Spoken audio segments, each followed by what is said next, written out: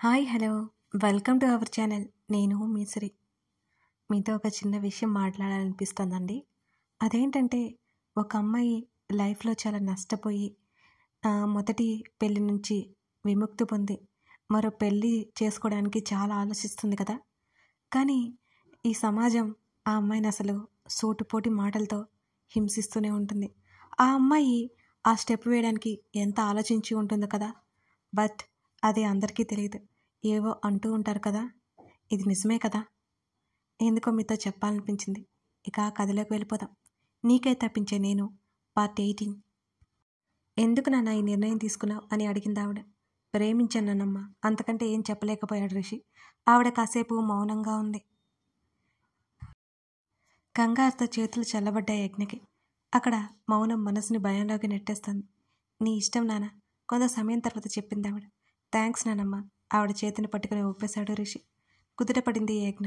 కానీ చెప్పు నానమ్మ, ఆ అమ్మాయి అమ్మ నాన్నలు ఎక్కడ? వాళ్ళతో ఒకసారి మాట్లాడాలి అంది ఆవిడ. ఇవాళ రమ్మని చెప్పాను నానమ్మ, వచ్చేస్తారు అన్నాడే రిషి. ముందుగానే అన్నిటికీ సిద్ధంగా ఉన్నావన్నమాట అని అంటూ రిషి తాతయ్య నవ్వాడు. చిన్నగా నవ్వి ఊరుకున్నాడు రిషి. యజ్ఞ కుదుటపడిందే కానీ ఎందుకో కంగారుగా ఉంది ఆమెకి. సరే నానమ్మ, మీరు ఫ్రెష్ అయ్యి రండి, భోజనం చేద్దురు అన్నాడు. అలాగే అని వెళ్ళిపోయారు వాళ్ళిద్దరు. యజ్ఞ ఉన్న గదిలోకి వెళ్ళాడు. చేతులు నలుపుకుంటూ కూర్చునే యజ్ఞని చూసి దగ్గరికి వెళ్ళాడు. యజ్ఞ అతని పిలుపు వినిపించి ఉలిక్కిపడి చూసింది అతన్ని. యజ్ఞ కూల్ అన్నాడు రిషి.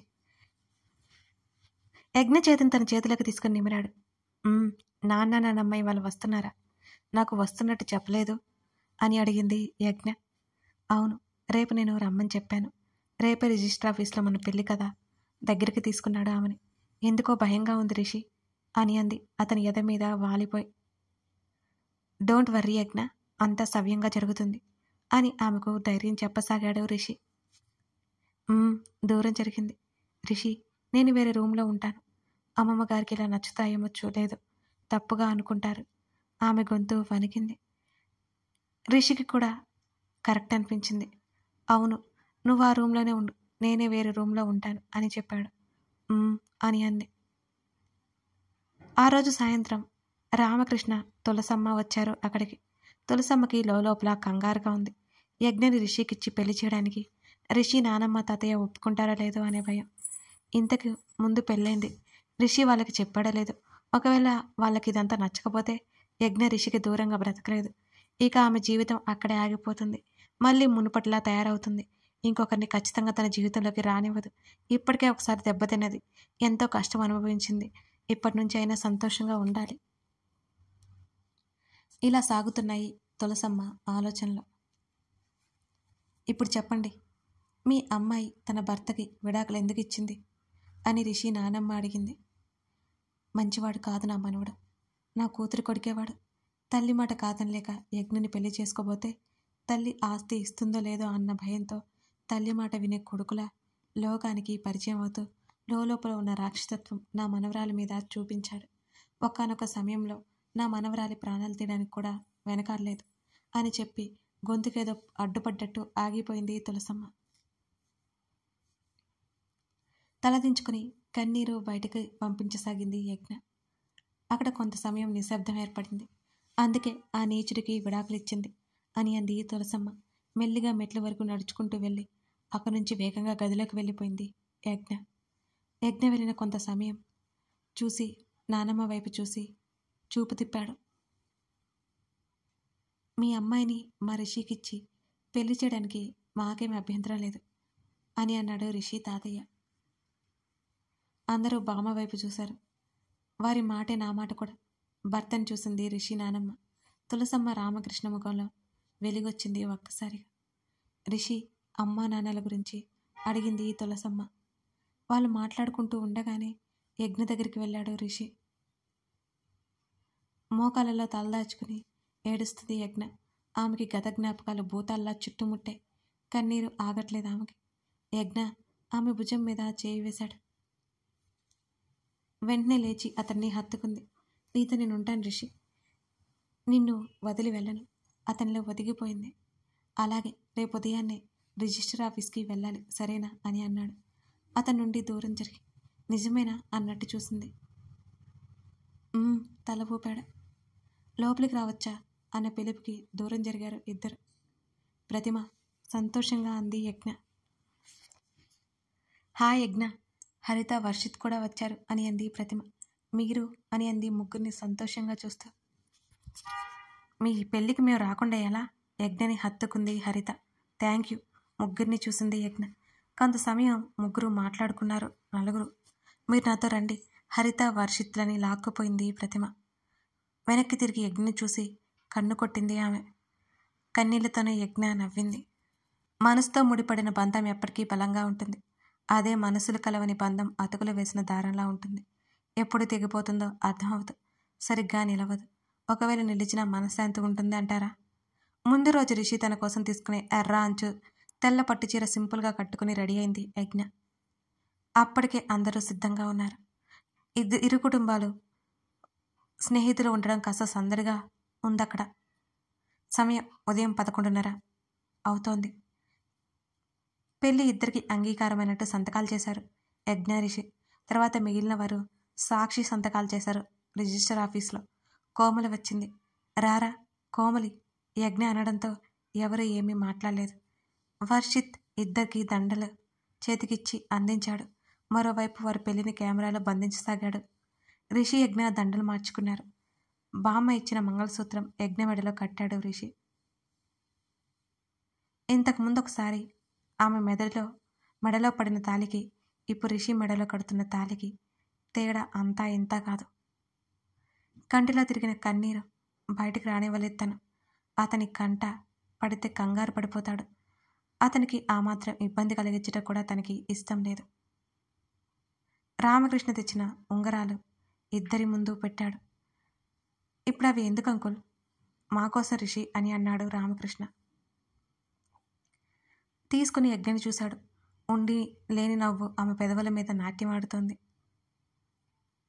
యజ్ఞ కళ్ళల్లోకి చూస్తూ ఆమె చేతికి ఉంగరం పెట్టాడు రిషి. యజ్ఞ వణిక చేత్తో రిషి చేతిని తన చేతుల్లోకి తీసుకుంది. అతని చేతికి ఉంగరం పెట్టింది. వెంటనే యజ్ఞ భుజం చుట్టూ చేతిని వేసి దగ్గరికి తీసుకున్నాడు. తులసమ్మకి సంతోషంతో కళ్ళు చెమ్మగిలినాయి. నానమ్మ వైపు నవ్వమన్నట్టు సైగ చేసింది. మరో 2 ఫోటోలు క్లిక్ అనిపించాయి వర్షిత్. అందరూ ఫోటోలు దిగారు. ఇద్దరికి మ్యారేజ్ విషెస్ తెలిపి వెళ్ళిపోయారు మిత్ర బృందం. బామ్మ, తాతయ్య, రామకృష్ణ, తులసమ్మలతో పాటు యజ్ఞ, రిషి ఇంటికి బయలుదేరారు.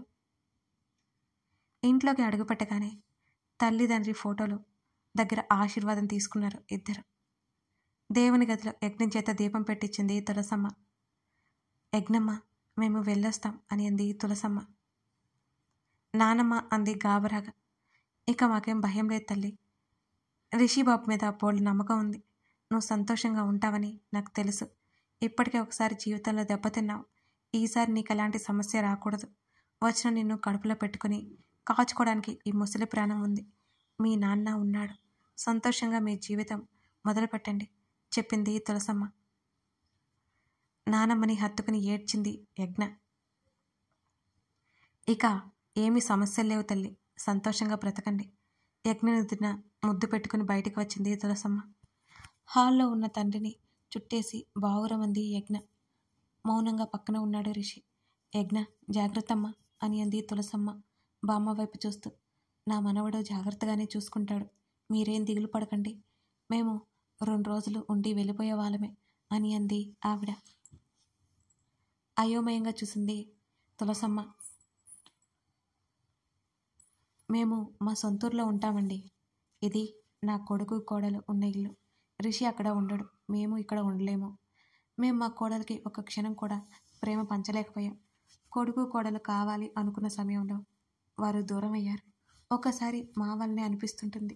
రిషికి అమ్మ తిరిగిన ఇల్లంటే ప్రాణం. అందుకే మాతో ఉండడు, ఇక్కడే ఉంటాడు. మాకు ఇక్కడ అలవాట్లేదు. మా చివరి దశలో మాత్రం ఇక్కడే ఉంటాం అని బదులిచ్చింది ఆవిడ. బామ్మ చేతి మీద ఓదార్పుగా చెయ్యి వేశాడు తాతయ్య. తులసమ్మ, రామకృష్ణ వీడుకోలు చెప్పి వెళ్ళిపోయారు. ఆ రోజు సాయంత్రం వంట మనిషిని వద్దు అని యజ్ఞ వంట చేసింది. నీ చేతి వంట బాగుందమ్మాయి అని అంది బామ్మ. చిన్నగా నవ్వి ఊరుకుంది యజ్ఞ. రిషి యజ్ఞని చూసి నవ్వాడు. నలుగురు భోజనాలు చేశారు. ఆ తర్వాత యజ్ఞని ఒక గదిలోకి తీసుకెళ్ళింది. ఎందుకో తెలియక మౌనంగా ఉంది. ఇవన్నీ మీ అత్తయ్య నగలు, చీరలు, నీకు నచ్చినప్పుడు వేసుకో, ఇప్పుడు ఇవి తీసుకో. నగలో ఉన్న చిన్న బాక్స్ యజ్ఞ చేతిలో పెట్టింది తులసమ్మ. నాకెందుకు అమ్మమ్మగారు అని అంది కంగారుగా. నీకు కాకపోతే నన్ను వేసుకోమంటావా ఏంటమ్మాయి? వెళ్ళి తయారావు అని పురమాయించింది. ఇదిగో అమ్మాయి, పక్క వీధి రామాలయంలో హరికథ ఉందంట, మేము వెళ్తున్నాం, తలుపులు బిగించుకోండి, తెల్లారితే గాని తిరిగిరాం అని అంది బామ్మ. అలాగే అమ్మమ్మగారు తల దించుకుంది యజ్ఞ నెమ్మదిగా. సరే వెళ్ళు మరి. బామ్మగారు ఒక్క విషయం అని అంది యజ్ఞ. ఏంటన్నట్టు చూసింది ఆవిడ. నేను అది రిషికి మాత్రమే అన్ని విధాలుగా భార్యనయ్యాను, అవుతాను కూడా. దక్షకి ఆమె చెప్పలేకపోతుంది. ఇప్పుడు ఎందుకు అమ్మాయి అంత కంగారు పడుతున్నావు? నువ్వు చెప్పేదేంటో నాకు అర్థమైపోయింది. ఒకవేళ నువ్వు ఇంతకుముందు నీ భర్తతో కలుసున్నా మాకేం సమస్య కాదు. నువ్వు నీ పద్ధతులు నా మనవడికి బాగా నచ్చాయి. నువ్వు వాడి భార్యవి, ఇక నుండి ఈ ఇంటి కోడలివి. నువ్విప్పుడు ఎందుకు చెప్తున్నావో నాకు అర్థం కాలేదు అని అందావిడ. మీ మనసులో ఏ మూల ఇంత కూడా అసంతృప్తి ఉండకూడదు బామ్మగారు, మా దాంపత్యం విషయంలో. అందుకే అంది యజ్ఞ. అవన్నీ పట్టించుకోకు, నా మనవడిని సంతోషంగా ఉంచు చాలు. మీ ఇద్దరూ జీవితాంతం సంతోషంగా ఉండాలని మనస్ఫూర్తిగా కోరుకుంటున్నాను అని అంది. బామ్మ కాళ్ళకు నమస్కరించింది యజ్ఞ. తిరిగి తన గదిలోకి వచ్చింది. ఒకసారి షాపింగ్ మాల్కి వెళ్ళినప్పుడు తెల్ల రంగు చీర మీద నీలం రంగు పెద్ద పెద్ద పువ్వులతో సన్నటి నీలం రంగు అంచు ఉన్న చీర తనకి ఎంతగానో నచ్చి తీసుకుంది. కానీ తనకి కట్టుకునే సమయమే సందర్భం రెండూ రాలేదు. ఇప్పుడు ఆ చీర బయటికి తీసింది. తలారా స్నానం చేసి అది కట్టుకుని వచ్చింది. బామ్మ ఇచ్చిన నగల్లో కొన్ని పెట్టుకుంది. ఆ రోజు సాయంత్రం వంట మనిషి చేత బామ్మ తెప్పించిన గుండుమలెలను తన జడలో తురిమింది. రిషి కోసం ఎదురు చూస్తూ కూర్చుంది యజ్ఞ. వారి మొదటి సంగమం గుర్తొచ్చి ఆమె బుగ్గలు ఎరుపు రంగుని సంతరించుకున్నాయి. తనకిప్పుడు ఆరోగ్యం పూర్తిగా సరి అయింది. ఆ రోజు బాగా కడుపులో నొప్పి అనిపించింది. తర్వాత ఏం లేదు. డాక్టర్ చెక్ చేసిన ప్రాబ్లం ఉందని చెప్పలేదు. ఇక తను దేనికి భయపడక్కర్లేదు. రిషితో సంతోషంగా జీవితం పంచుకోవచ్చు. తర్వాత తల్లి కూడా అవ్వగలదు తను. యజ్ఞ కళ్ళు సంతోషంతో చెమ్మగిలినాయి. తలుపు తెరిచి లోపలికి వచ్చాడు రిషి. ఆలోచన నుంచి బయటపడింది. యజ్ఞని చూసి చిన్నగా నవ్వి ఫ్రెష్ అయి వచ్చి అతను బెడ్ మీద కూర్చున్నాడు. ఆమె చెంప మీద చేయి వేసి హ్యాపీయా అని అడిగాడు. అతన్ని హత్తుకుంది యజ్ఞ. టాబ్లెట్స్ వేసుకున్నావా? వేసుకున్నాను. సరే ఇక పడుకో. ఆమె తల నిమిరాడు దూరం జరుగుతూ. అయోమయంగా రిషిని చూసింది యజ్ఞ. పడుకోవడానికి అన్నట్టు అతను వెనక్కి జరిగాడు. రిషి అతని చేతిని పట్టుకుంది టక్కున. ఏంటి యజ్ఞ, ఏమైంది అని అడిగాడు. నీకే ఏమైంది? అతన్ని చూసింది. నాకేం కాలేదు, ఎందుకు ఇలా అడుగుతున్నావు అన్నాడు సౌమ్యంగా. ఆమె తల దించుకుంది. యజ్ఞ ఆమె చుబుకం పట్టుకుని తలని పైకెత్తాడు. అమాంతం అతన్ని కౌగిలించుకుంది. వెనక్కి పడిపోయాడు ఆమెతో పాటు రిషి.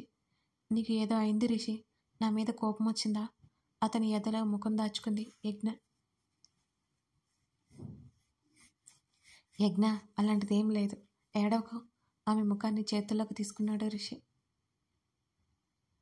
పెళ్ళికి ముందు దగ్గరైన అతను ఇప్పుడు ఎందుకు తనకి దూరంగా ఉంటున్నాడు? తమ మధ్య ఎందుకు దూరాన్ని పెంచుతున్నాడో ఆమెకు అర్థం కావట్లేదు.